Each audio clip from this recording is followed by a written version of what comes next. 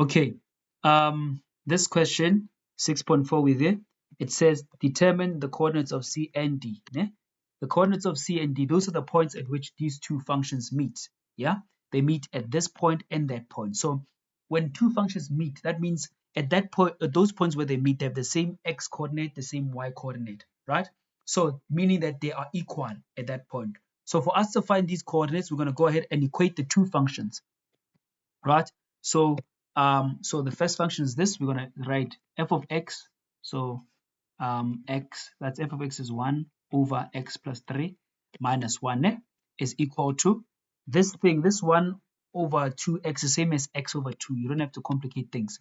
So now these points where they meet mean that like the y value is the same, so we equate them. Now we're going to solve for x in this.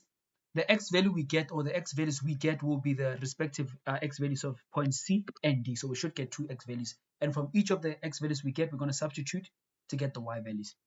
Now let's solve for x. So first of all, we can't cross multiply here because we only cross multiply in this form. When you have something in this form, then you cross multiply. But if you have something in this form, in this form, you must first of all simplify this thing, and then after that cross multiply. So we're going to simplify this thing, turn into one fraction, and we have 1 minus x plus. Oh, this is a tricky thing. This is where the test was. Do you see how I got this thing? Do you see how I got this? So you know when you like add fractions, this is over 1, eh? You can multiply these two and get the denominator and go cross multiply then. So we're going to have 1 times 1 gives us a 1 minus 1 times x plus 3. So this minus affects both the x plus 3. Ne? So most people would have just written x1 minus x plus 3. That's where the test was for this question.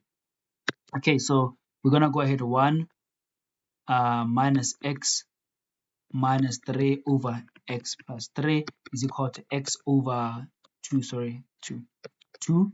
Then let's simplify this thing there. We have minus x minus 2 over x plus 3 is equal to x over 2. Ne? Negative 2. Okay, fine. Now this is why we cross multiply because this thing is in this form. Okay, so maths is all about following rules. Cross multiply. Now we're gonna get 2 times all of this. This 2 here, my dear friend, affects this whole thing. So you're gonna put it in brackets like that. So this question was just testing you on that stuff, putting stuff in brackets.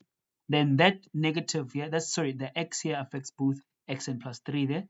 So you're gonna have it like that in brackets so that you can multiply out twice like that. So 2 times minus x gives us minus 2x. 2 times minus 2 gives us plus 4 is equal to, minus 4 is equal to this times this times that, x squared plus 3x. Okay, happy? Then we take everything to the right hand side so that we can sort of solve for x. We leave 0 there. X squared plus 3x. The 2 goes to the other side, becomes a positive 2x. This also becomes a positive 4. Then we have x squared. This plus this gives us 5x plus 4 is equal to 0. Then we factorize. I'm sure you guys can see what Alamo. Therefore, x is equal to minus 1 or x equal to minus 4.